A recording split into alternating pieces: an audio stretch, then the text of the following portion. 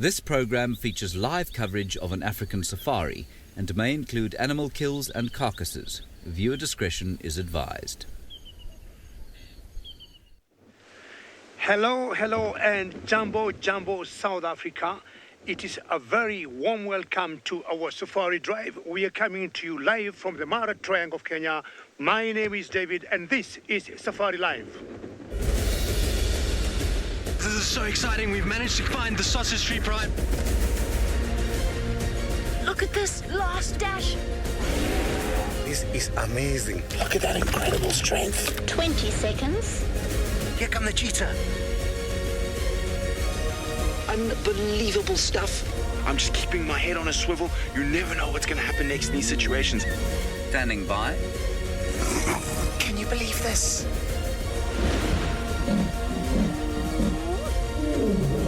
Three, two, one, live. Good evening, South Africa. It is an absolute pleasure to have you on board the largest safari vehicle in the world. My name is Lauren, and I do have James on camera, and we are sitting here live in the Maasai Mara with the Kichwa male coalition of 2 lions. Now, one is out of shot, but we do have one just here known as Halftail, who is looking adoringly at us in the night time. Now, I'm sitting here in the Maasai Mara in Kenya, but we are coming to you live from 2 different locations, both the Maasai Mara up in Kenya and the western fringes of the Greater Kruger National Park in South Africa. 2 different locations, however, we both are in the dark, and we are using fantastic technology with our infrared cameras, which avoid using artificial light on the animals. So that is why our picture is currently in black and white. Now, we are live and interactive, so please do interact with us. You are our most knowledgeable audience, South Africans, and you can send any questions that you may have through to us on Twitter using that hashtag safariLIVE. Now, it is season 2. We've already had one fantastic season, and this is the first episode of season 2. Very exciting, but let's go back and catch up on all the wonderful things that we have missed since season 1 did end.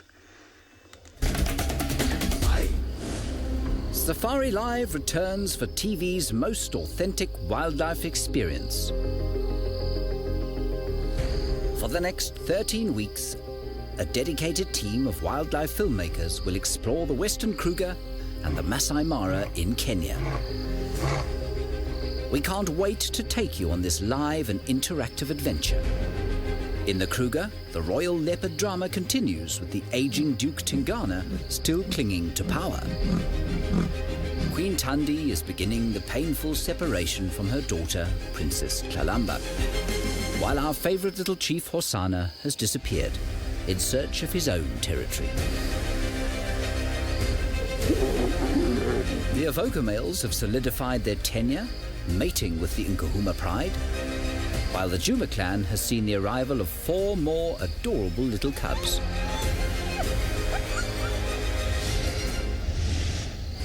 Up in Kenya's Maasai Mara Triangle, Kinky Tail and her sausage tree pride have also experienced a baby boom.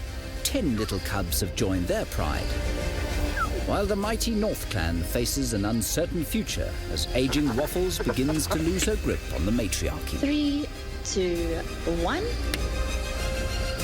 Welcome aboard the world's biggest safari. This is Safari Live. It is absolutely amazing to be back with you all and have you on board our vehicles, and what a lot has happened since season 1. Now, who am I here with right now in Namara? It is indeed a coalition of lions, 2 males known as the Kichwa males. Now, the one we've just been looking at is known as Halftail because he does have some of his tail missing. There's another male who just walked off known as Fang, and the 2 of them together form a coalition of beautiful males, and they are indeed slightly older, very dominant and prominent males, and you can see how dark this lion's mane is. Even although we're using infrared and even although it's black and white, you can see it's very, very dark. The sign of a true dominant male lion. And we do, of course, hope he does get up in a bit. So this is Half-Tail, and I did mention Fang. Now, Fang is known to have mated with many of the lioness from different prides around here, and he did spend a lot of time with cubs from a pride known as the Owinos. So he obviously does assume that he is the father of those cubs. Whether he is or not remains a mystery, as the females are promiscuous, but he did assume that he was the father of the Owino cubs. Now, my good friend Pat had an amazing sighting with the Owino prides very recently while they were on the search for some food. Let's go and have a look at exactly what happened. We are here with the Owino Pride, one of our prides of lions here, consisting of 5 members. And where we are is the Maasai Mara in Kenya. My name is Patrick, and joining me on camera is Manu. Now, we were with this pride all morning, and they have been quite flat, but now they are on the move. So I'm just going to drive around and try and get a bit closer. So they are missing one of their members at the moment, Butternut, one of the 2 older females of the pride. And she has just given birth to 3 cubs in the last month or 2. And so we think that by following this pride, they may lead us back to her and hopefully the cubs. But it seems as if they have spotted something for sure. They are all looking very intently right now. So I'm just going to come around here. It seems they have spotted something off in the distance. I can't see anything right now, but then again, they may have a better vantage point. So the young male is on top of that termite mound there, the only male of the Owinos. We have 2 sub-adult females as well with the pride. So this looks to be one of Butternut's daughters at the front here. Who is the other elder female? And I'm just trying to have a look. Oh, is that a... Oh no. Yes, it is. A lone buffalo is that on the horizon. So that may have been what has sparked... Oh no, there's 2 buffalo. One's just come out from behind that tree. It looks like that is what has gotten their attention.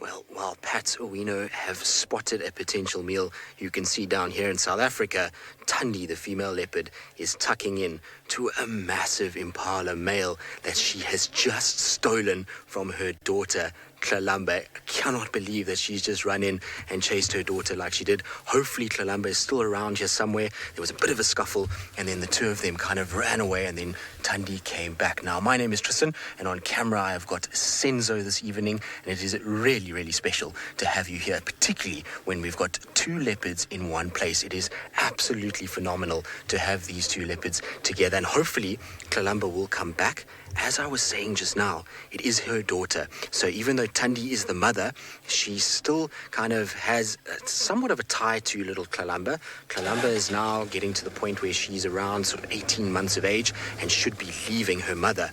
And so that separation is starting to happen, and that's why there's a bit of aggression between the 2 of them. And look at that stare. Isn't that incredible? Absolutely amazing to be able to be in the darkness like this and to be with one of Africa's most elusive cats and see them go to work and be able to feed off a carcass like this and interact with one another is seriously special. And I'm hoping, like I say, that little Tlalamba is still close by. She was sitting on a termite mound resting, and her mother came out of nowhere, and there was a huge scuffle. And there was lots and lots of dust and fur and claws, and then Tlalamba ran up a tree and Thandi came trotting back to the kill. Now, James, you say lots of felines to start season 2. Indeed, we are very fortunate. It seems as though all the cats are out, both in Mara and here in South Africa. We are very, very, very lucky, and especially when we get to spend time with these cats. but you can see every now and then she feeds, and then she just pops her head up to look, and that's because she's looking for where her daughter is in case her daughter starts to come back. Now, don't go anywhere, because we're going to go for a short break. Hopefully when you come back, little Kalamba will also be here.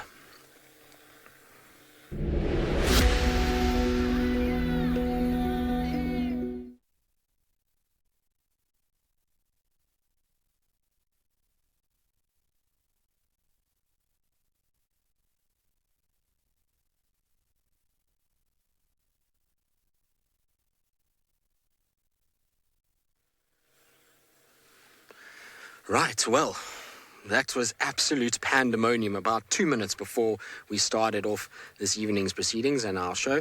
The Tundi came out of nowhere, and there was a serious scuffle. It was a proper fight. It wasn't, oh, here come the hyenas. Look, here they're coming in. They're going to steal this kill for sure. They've heard Tundi is around, and they've come in and stolen the kill. Now, I'm just watching where Tundi goes. She's run off, unfortunately, and not exactly what we expected. There's the hyenas coming in. But if we had any doubt that Tundi and Kalamba are no longer looking after each other, we know now because, well, as we've seen, unfortunately, Tundi has chased Kalamba off, and it was very aggressive. It wasn't just a chuffing and a nice sort of mother-daughter time. It was seriously aggressive. Right, I'm going to just hold off speaking for a little bit so you can hear the audio, and we're going to come out of our ad break shortly.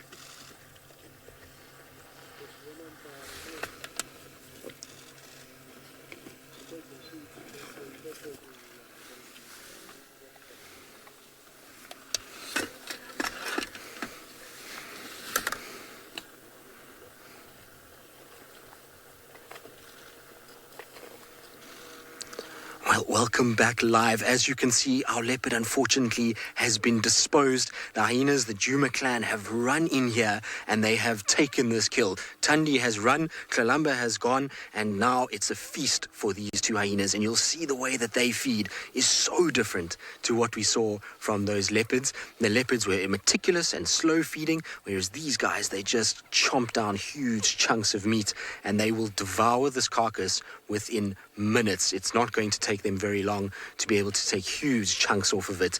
Now, I'm not sure where Tundi went. I don't think she would have gone far. Often when a leopard is disposed of its kill, then generally they don't go too far away because they know sometimes hyenas get full and there might be a piece that they can scavenge and take away. But this is absolutely ridiculous.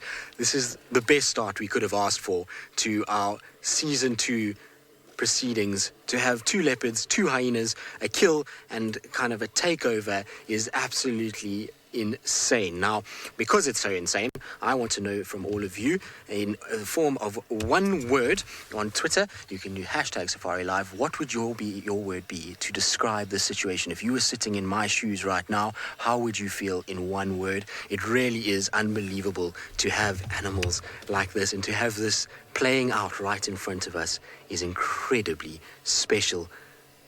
Now you can see the frenzying is slowing down a little bit now that they kind of realize they've got enough food for each other. They'll slow down in their feeding. At first it's just this chaotic kind of grabbing and pulling out all of the intestines and everything else. Right. Now, Tundi was sitting feeding here, and I was briefly explaining to you that she's the sort of queen of this area and the mother of Kalamba. But let's send you across to find out a little bit more about our queen.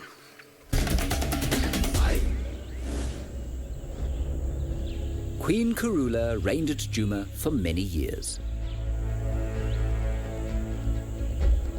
But in April 2016, she disappeared, leaving Tundi, her only remaining daughter, to assume the throne. Tundi is a wizened 12-year-old of grumpy character and superb skill.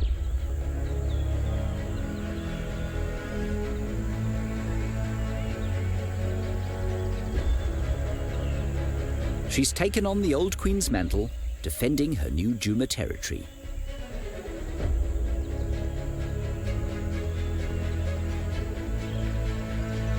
In November 2017, Tundi gave birth to Princess Kalamba.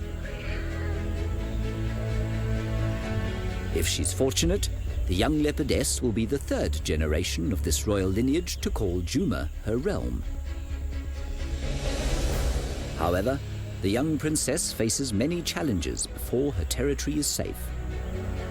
There is constant pressure from other leopardesses eager for space. While Thandi has fought off many threats until now, the queen is in the twilight of her years. It remains to be seen whether she still has sufficient strength to hold on to the throne until Tlalamba comes of age.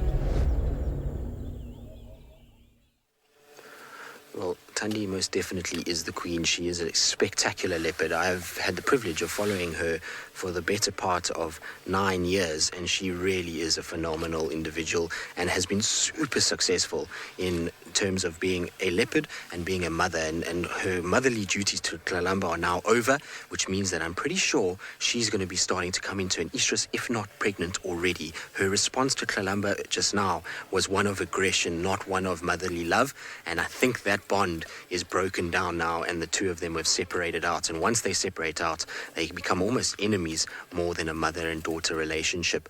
Could also be that Tlalamba and Thandi didn't know who it was, and that's why there was that brief sort of altercation. Maybe they'll come back together and realize who each other is, and it will calm down. Firefly, your one-word tweet is spectacular. Well, it doesn't get any better than that. Seriously, to start off an evening like this and to be able to see this kind of behavior is very special. It doesn't happen all the time at all. Absolutely amazing. You could see how these hyenas are just dismembering this carcass. It really is being torn apart. And unfortunately, those leopards, when they had this carcass, was too big for them to hoist, too heavy as it was still too whole, and so the hyenas have come in and taken over. Right, now from the macabre and the hyenas feeding off of this carcass, let's send you up to Kenya and to Scott, who a few months ago had the sweetest little sighting.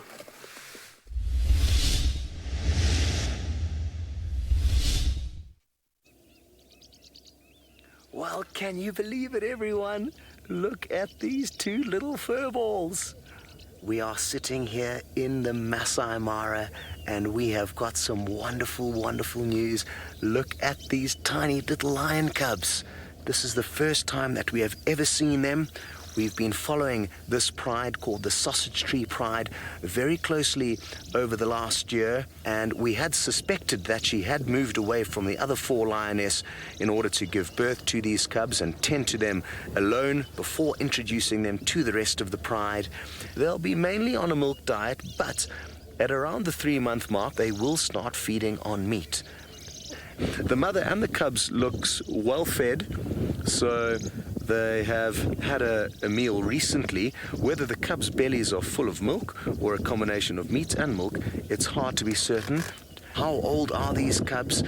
I'm not entirely sure. My guess would be about 1.5 months to 2 months of age, but I could be wrong. I'm no expert when it comes to identifying little lion cubs, and I actually haven't seen any little lion cubs for so long that I would not want to be too specific with giving you any exact ages, but great prospects, and we are so happy to be sharing this magical moment with you guys.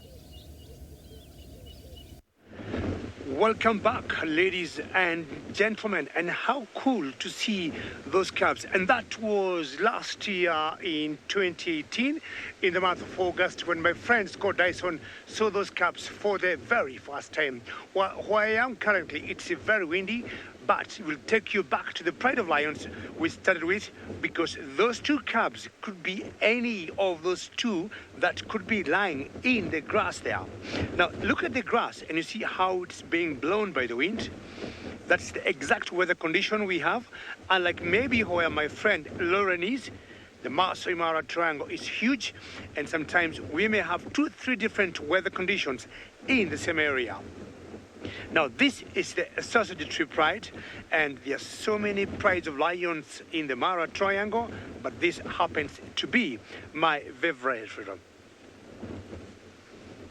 Now, because these ones look a bit sleepy, I'm hoping at one point they're going to rise and shine and have a bit of action. I'll take you across back to the Kruger National Park to my friend Steve, who got more an active cat.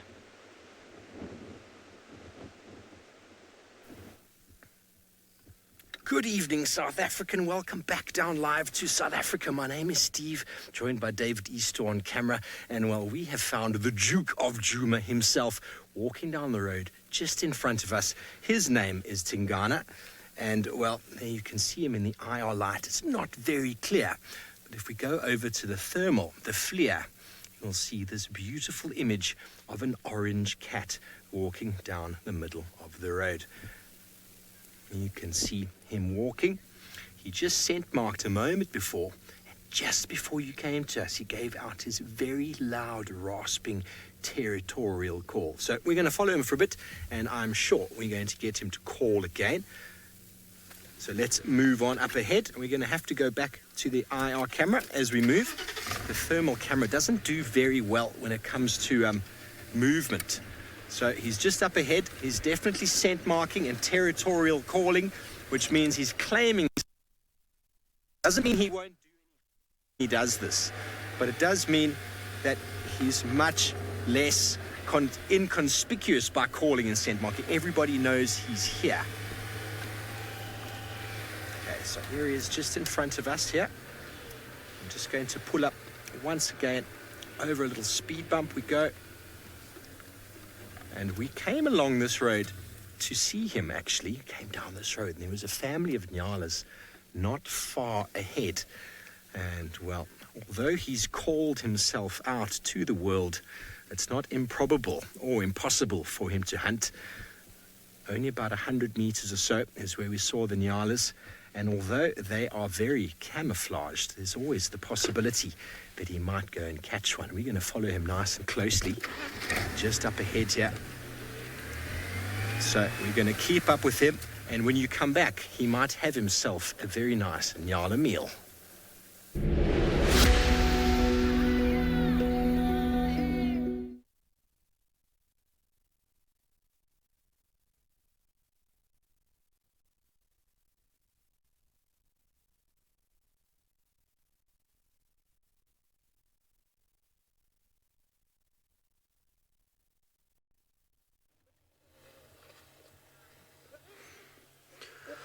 Well, as you can see, it's still chaos when it comes to hyenas. They're busy feeding and going crazy. A third one has joined, so lots and lots of feeding, and there will be nothing left of that carcass, unfortunately. And then to our left is Kalamba and Tandi that are just growling at each other at the moment. So they're sitting somewhere there. It's a bit difficult to see. There's Kalamba. She's kind of sitting, looking. I think it's Kalamba that's there. Or was that Tandi? No, that's Tandi that's with us. And then Kalamba is in that bush to the left of her. You can't see her nicely. Every now and then you just see her eyes coming through, and so they're both there, and you'll see some growling take place every now and then. Is that Tandi or Kalamba?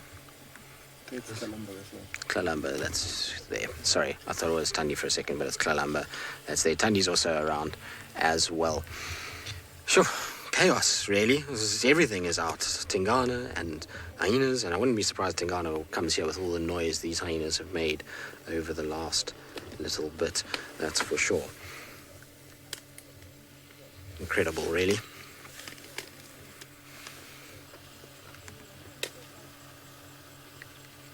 Can you hear the bones crunching?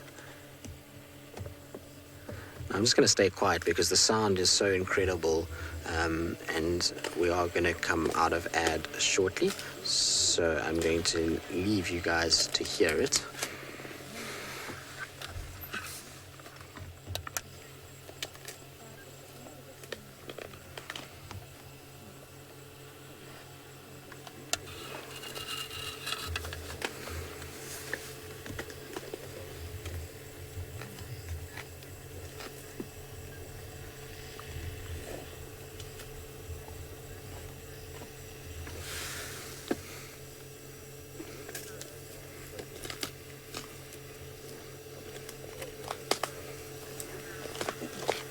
Welcome back live. As you can see, the action has not died down at all. We still have the hyenas feeding. In fact, a third hyena has arrived, and I'm just going to keep quiet for a few seconds so you can hear the power of their jaws crunching these bones.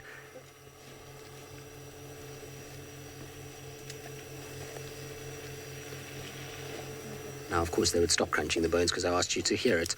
It's pretty typical.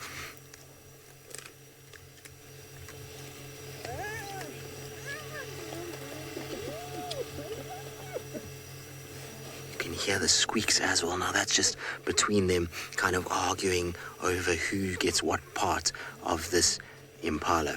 Now, Rosalind, do the leopards around here fight each other? Yes, they do. And in fact, the two leopards are on our left-hand side at the moment. So the hyenas are there, and just to our left of the car are where the two leopards are. And in fact, these two leopards have, well, not the younger one, so that's the younger one that we see there. Her mother is off to the left, and her mother has had some serious fights in her time where she's fought with rival females, and they'll have serious consequences to that. Anytime a big cat fights, when they've got sharp claws, sharp teeth, there can be a lot of damage that can be done. And so leopards do fight. It's more the males than the females that will go after each other, but females do have territorial fights as well. Now, you might be able to just make out the other female. She's kind of tucked into the bush on the left side of that female in that little thicket. Every now and then we just catch a glint of her eye as it reflects that infrared light, and the two of them are kind of lying about 3 meters apart with lots of growling that's been taking place between the two of them.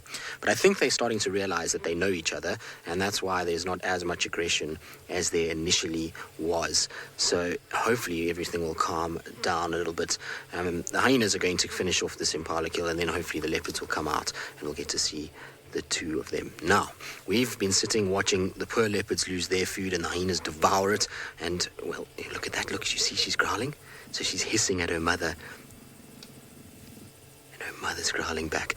Right, and I was saying that these guys have had a meal and they've all gotten some food. But Pat, as we know, was following their weanos as they were eyeing out some buffalo. And I wonder what happened next.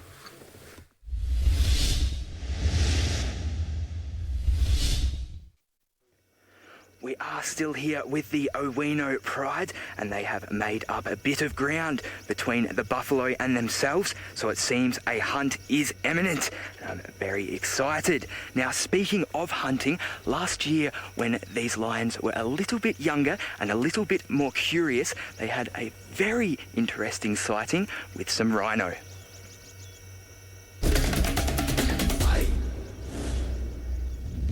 Black rhino are well known for their short tempers.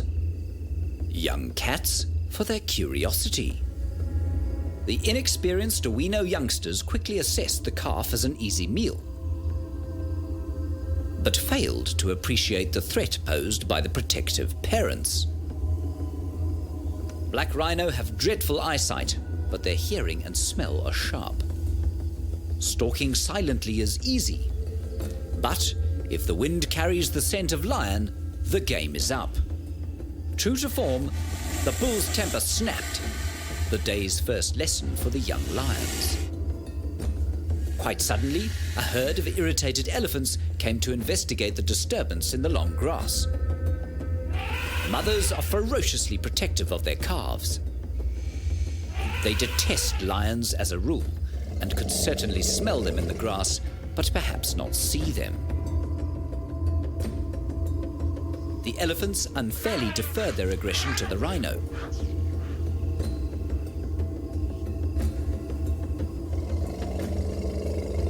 But they didn't bank on the blind bravery, or perhaps stupidity, of the smaller rhinos.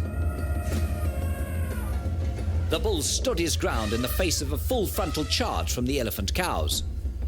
His courage in the face of unspeakable odds eventually put the bigger pachyderms into retreat. Thankfully, all three families were left unscathed by this astonishing interaction. The elephants slightly shamed, the rhino admired, and the three young lions just a little bit wiser. How epic was that? Elephants, lions, and rhino. A very cool sighting. Now, I'm just going to reposition and try and get around these lions to get a better view of this hunt.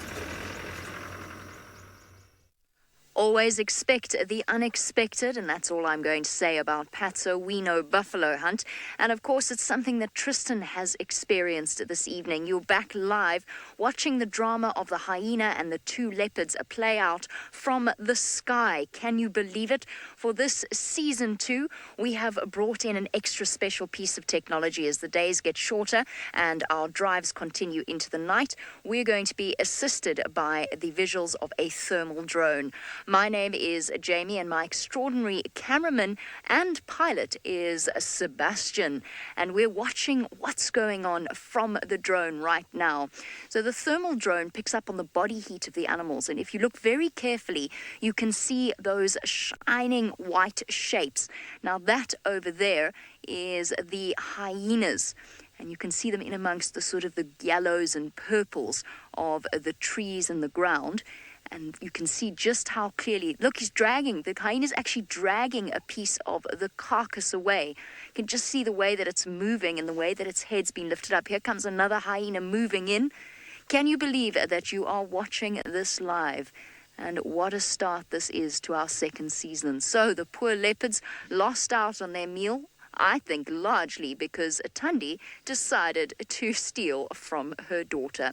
Now, look, there's a leopard moving in. Right, we're not going to keep you in there any longer. We're going to send you across to Tristan, who is there in person.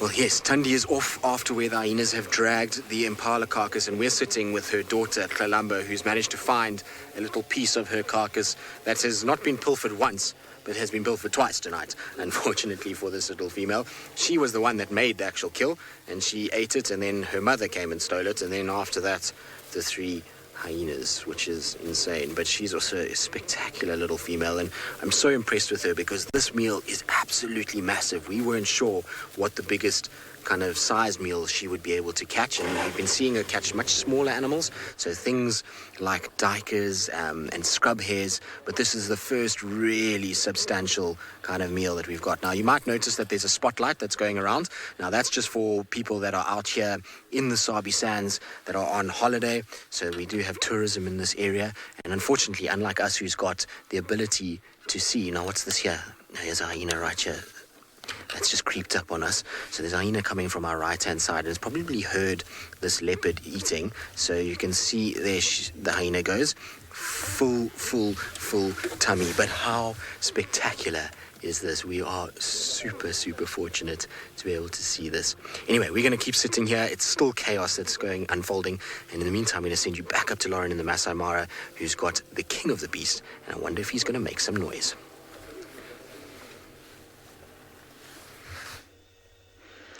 So our beautiful half-tail here was indeed just roaring extremely loudly, most likely contact calling to Fang, who is really not too far away, but he's also lying down in the long grass here. Now, if you were driving in the dark, you could almost drive past these lions. They are completely flat and embedded in the grass. Now, he's laid down just now, but that roar was incredible. It was so loud and it vibrated right through us all in the vehicle. I just hope he's going to get up and do that again. They obviously have had a very active day and they're very sleepy right now, which is why they are catching up on some 40 winks. But lions are known to get up and of course hunt at night time, not just during the day out here in the Mara. They also hunt at night. So wouldn't it be great if these two boys did get up and show us some of their hunting skills? Now, generally, lion coalitions form between 2 and 5. That's your average number for a coalition, and this coalition only has 2 lions. And there's no dominant male. There's not a dominant one and a submissive one. Generally, they're both sort of equal in the coalition. You might find that there may be one stronger one or one fitter one at one given time, but generally there's not a dominant one. Even if there's a female in estrus, they will indeed share that female. There will be no fights over the ladies. So I am just hoping these boys are going to get up very soon because they were vocal. So we're going to take a really short break, but stay with us and let's see what these gorgeous boys get up to.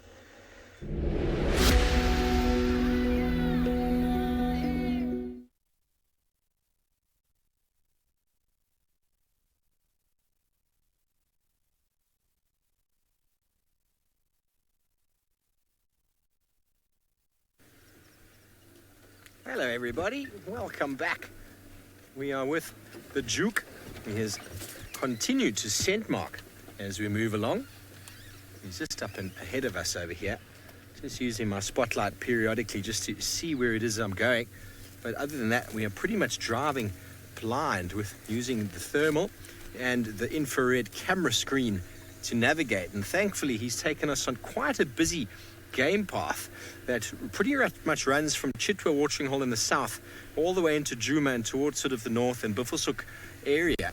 And so it's very well used hippo path. And well, thankfully, he's taken us on it. He moved down the road we were on before, and he stopped in the area where we had those nyala before, but he sniffed around and then turned around and actually went back and deliberately then started following this path. And now he's doing lots of scent marking. So very interesting to know where exactly he's going or where he's taking us. He has no idea what's happening closer to Vuetela with Tlalamba and his ex-girlfriend Thandi.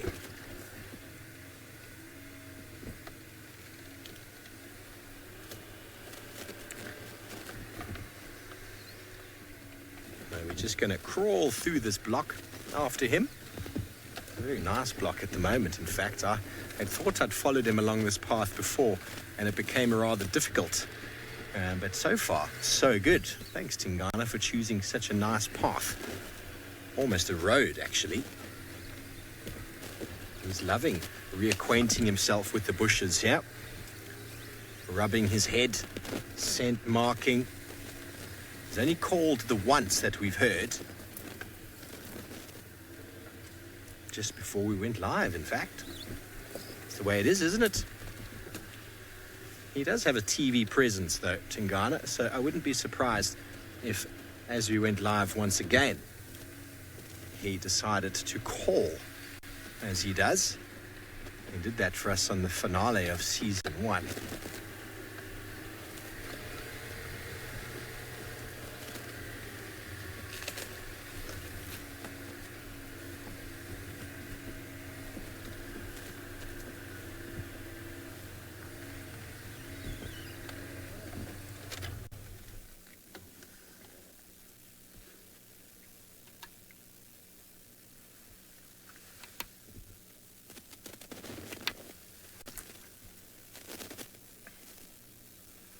Welcome back live, everyone. We are here in Juma in the Sabi Sands, still with the Duke of Juma, Tingana, the father, in fact, of Tlalamba, and the ex-boyfriend of Thandi.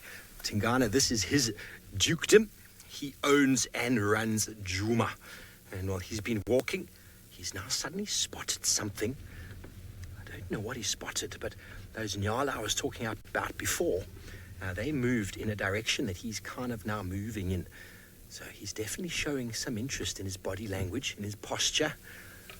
You can see the intention of his ears facing forward. And if we're on the flare camera now, the thermal flare, you'll see how warm he is and what a beautiful creature he is indeed. So we're just going to listen for a moment and see or hear what he can hear.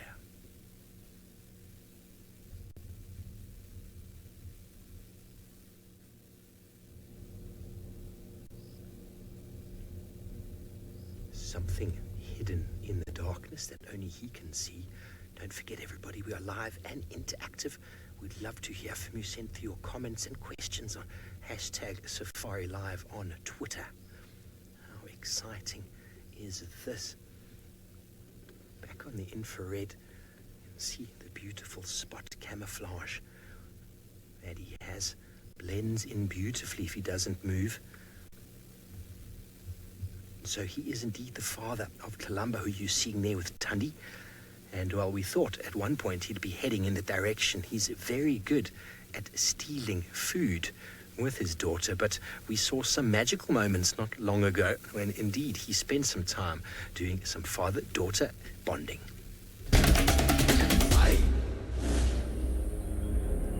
At almost 13 years, Tingana, Duke of Juma, is in the twilight of his dominance. Yet he remains an imposing, experienced and a magnificent presence at Juma. Far from retiring, the Duke has expanded his domain. Exploration to the north has seen him chase off the resident male and kill his cub.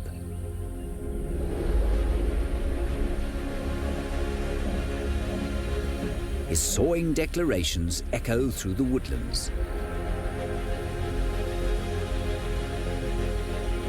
Tingana's legacy is strong. His offspring litter the western Kruger. The latest, Princess Kalamba, enjoyed a bit of time with her dad.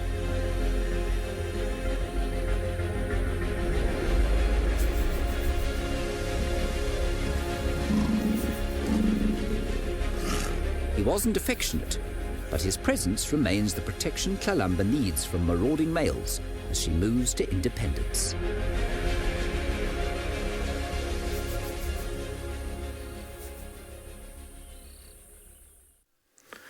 As you can see, Kalamba is now up and moving, and she's looking in the distance. She's heading in the direction of where her mom is, and those other hyenas dragged off the rest of the carcass. So she's managed to kind of come right past the car. As you can see there, isn't that so special? There's a leopard literally right behind us. So I'm just going to put on a light so I can just see that she doesn't kind of jump onto our side of the car as she kind of disappears. But absolutely spectacular to have them this close. We are super fortunate. Right, now we're going to keep trying to follow her. She's heading into a really dense thicket at the moment. Her mother has headed this way, and so I'm hoping that the two of them will kind of interact a little bit more again, and it'll be kind of give us an indication of just how much the relationship has eroded. Or Bombo girl, essentially the reason they're growling at each other is because the relationship between mother and daughter is now eroding. At 18 months old, Thandi is starting to leave Kalamba to go and breed again. All right, she might have bred already, she might have mated already, she might be pregnant, or she's starting to kind of set up a territory where she's going to start breeding. And so that means it's time for Kalamba to move off. It's time for her to go and set up her own territory, and that is why you're getting growling and interaction between them. Now you see she's coming back to us. Luckily it seems like there's no wounds or anything like that, given that the two of them kind of had a bit of a scuffle. I'm quite glad that there isn't any sign of any sort of, well, problems or anything like that. It's good that they didn't kind of manage to cut each other up or anything. Right, we're going to keep up with these two leopards. Hopefully we'll get a lot more interaction between them. In the meantime, though, let's see what played out between Pat's eternal enemies all those months ago.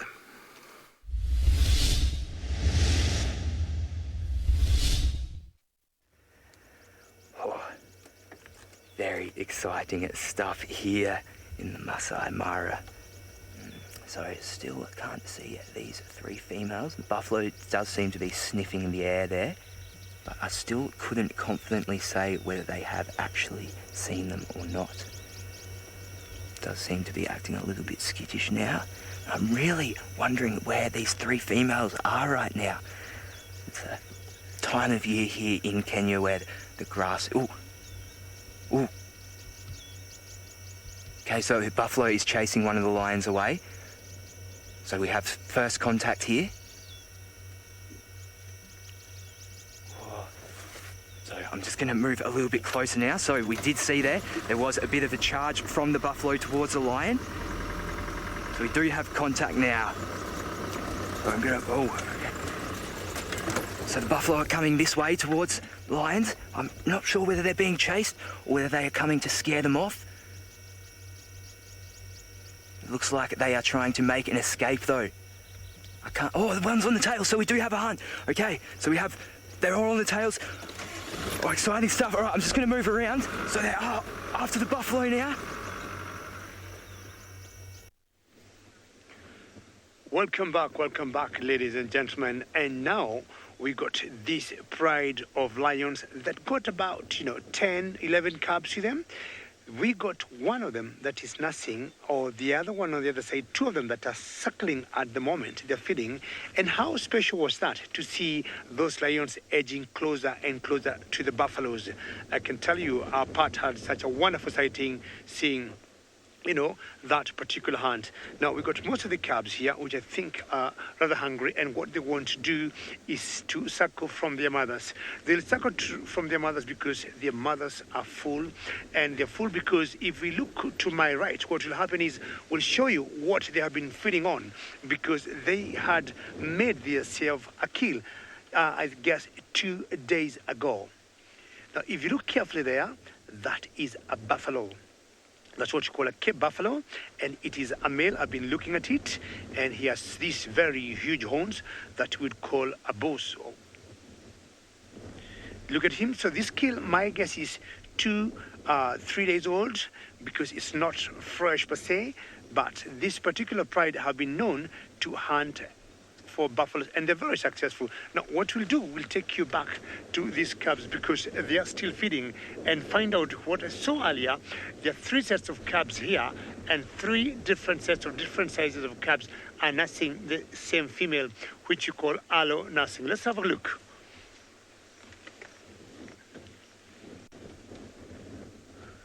Now, for lions, you'll get sisters or cousins, and they'll always have very a different way of suckling, and it doesn't have to be your biological mother for you to suckle from her. You could suckle from any of the females. Well, still last year, my friend Scott Dyson had the last look of the oldest cubs in this particular pride. Let us have a look. Now, it looks like we could be in a good spot here.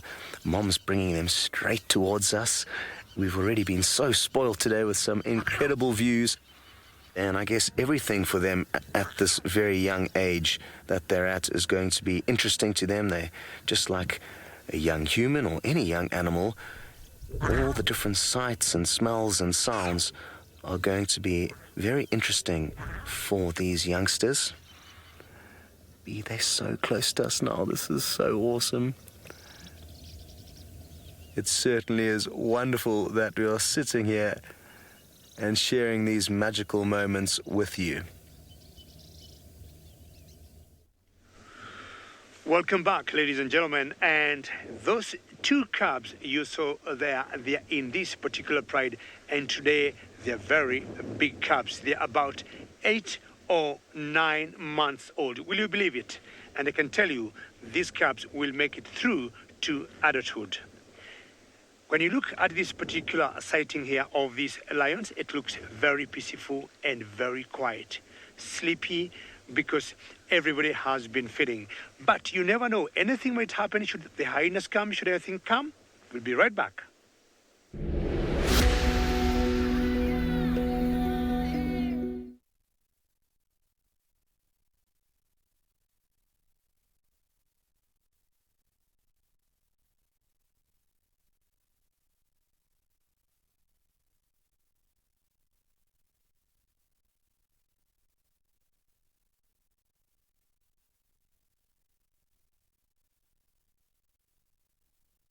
No. Well, hello everybody. We had Tingana sitting here beautifully in front of us for the last 5 minutes, and of course now he's decided to go back around the bush that we've just beautifully positioned ourselves for. So now we're going to have to reverse back here. I do apologize about my light. Do you see him, Davy? Yeah. Not yet. He definitely saw something in the bushes here. There he goes. He's behind us again. Going back to that very lovely game path that he was on. We think he might have spotted a nyala or a duiker. It's quite hard to actually say what he saw because we couldn't see it. We just sat there waiting. He looked very, very keen on something. I do apologize about the lights. Trying to reverse here in the dark is difficult work. There we go. He's just up ahead on the right-hand side. I'm just going to catch on. Use my boat license to navigate this car in the dark. There we go. We're back on track. He's just up ahead on the game path. Very good. Just got to watch this big hole in the ground here. Ready for the smell of popcorn as he scent marked this tree as he went past. He's just up ahead. Oh, I love that smell. That's quite strange to say I like the smell of leopard urine.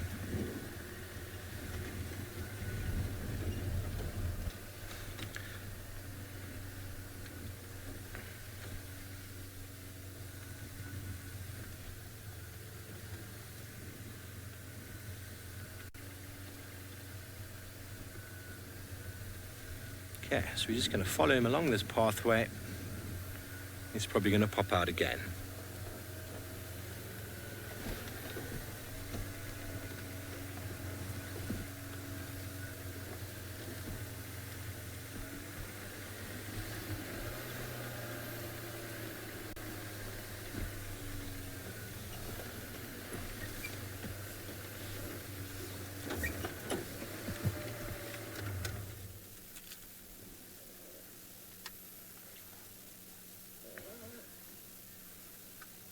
Welcome back live again, everybody. We are still with Tingana, the Duke of Juma, who is continuing to scent mark as he moves along. We're just going to keep up with him here because he's moving along this very nice sort of game path up ahead of us here.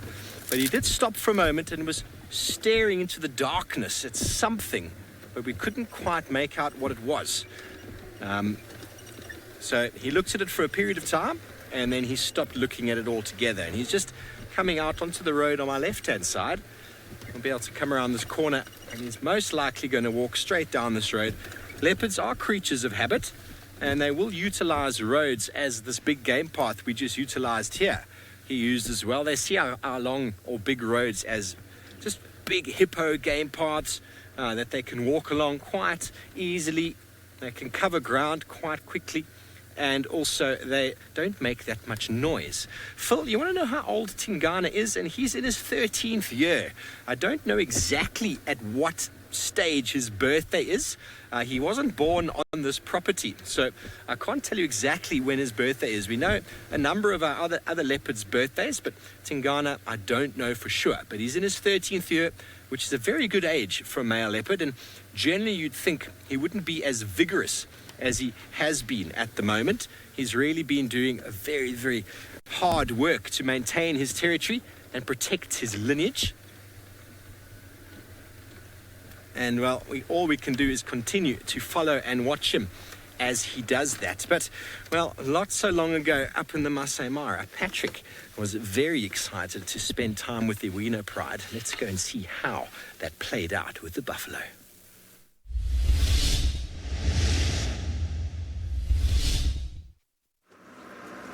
So we have a hunt on our hands. So we do have one on the back. So now it is a matter of good positioning. We will see one try and get the anchor at the back of the buffalo and hold it down. We can see it's doing a very good job of keeping them off right now. And so now we've got the fourth one coming in from the side. So now all of them are in the hunt. And it looks like the other buffalo is coming in to defend as well. We will see them often defend other members of their herd, even though there was only two here. I can only assume two Duggar males, which are males that do break away from the herd. So now it is a tense battle here. It's going to... So they are moving again. We'll see lions often being very resilient in buffalo hunts. Very exciting stuff here.